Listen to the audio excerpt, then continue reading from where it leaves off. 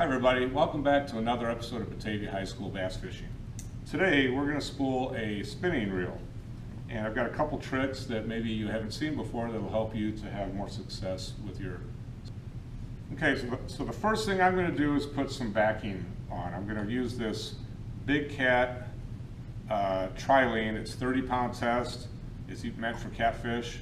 It's a line that I got for free, and so we're going to use this for the backing. Why do you put backing on a reel? Well, that's a good question, but this stuff, this is Power Pro, it's a braid, is super expensive. So why spool 150 or 200 yards of it onto here when most of it will never see the light of day? So the idea is you put backing with a cheaper line, and then just maybe the last 75 to 100 yards would be the actual line that you're going to be using. So the first thing I do is I tie a knot, and I'll be honest, the knot that you tie really doesn't make that much of a difference because it's going to be buried as long as it's nice and tight. So I just tie a basic improved clinch knot. And I don't do that many wraps. I do maybe 3 or 4 wraps. Again, this is going to be buried, and this is some pretty stiff line, so it's a little bit of a challenge to tie the knot with.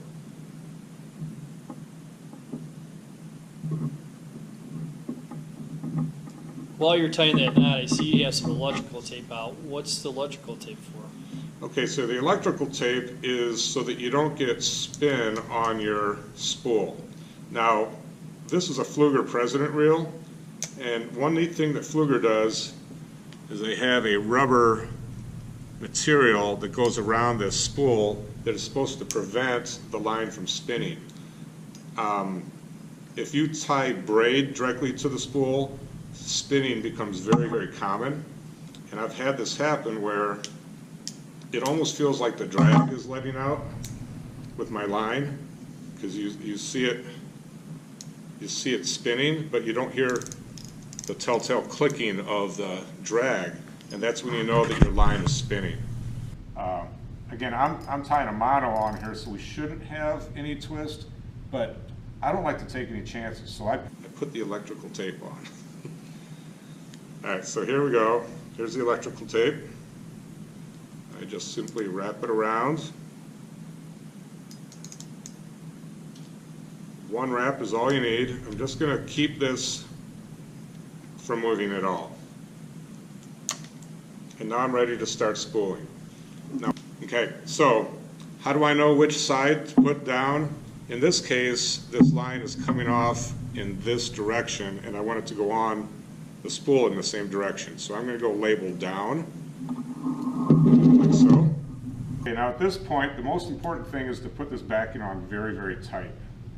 If you don't put it on tight, your braid could have a tendency to start digging into it. So another way you can do it is have somebody hold it if you have a partner, and you can put scissors in there or a pencil in through the opening.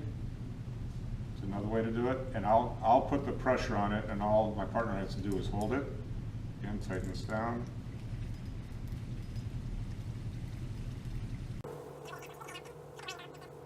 How much backing are you going to put on here? All right, so this spool of Power Pro, it's hard to tell exactly how much is left on this. It was a 300-yard spool, and I'd say we have less than 150 yards. So I'm going to go about halfway, which is right about where I am right now. So about halfway with the backing, and I'll do the rest with the Power Pro. So we're going to cut this line, and we're going to tie a improved Albright knot, which you can watch a video on our 4 knots that all fishermen should know to learn how to do that knot. Right.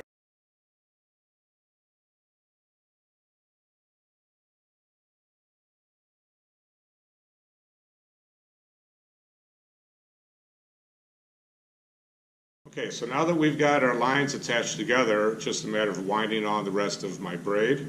Again, I've got a partner to help me this time, but you could do this alone if you have to, and I'm going to provide the resistance here with my hands. What line are you choosing, why did you choose this particular line? Well, this is actually 15-pound Power Pro, which is very thin in diameter. And even though it's 15-pound test, it's a diameter of much smaller.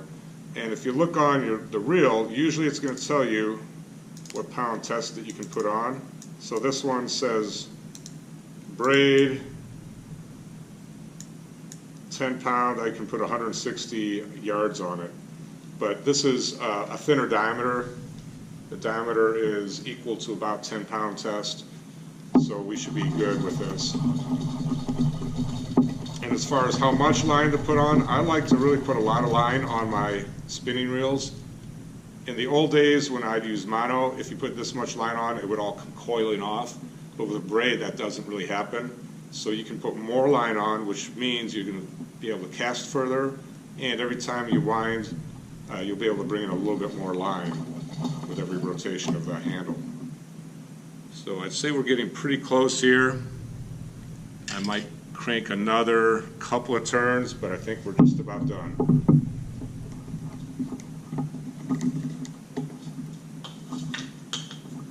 All right, I think we'll call that good.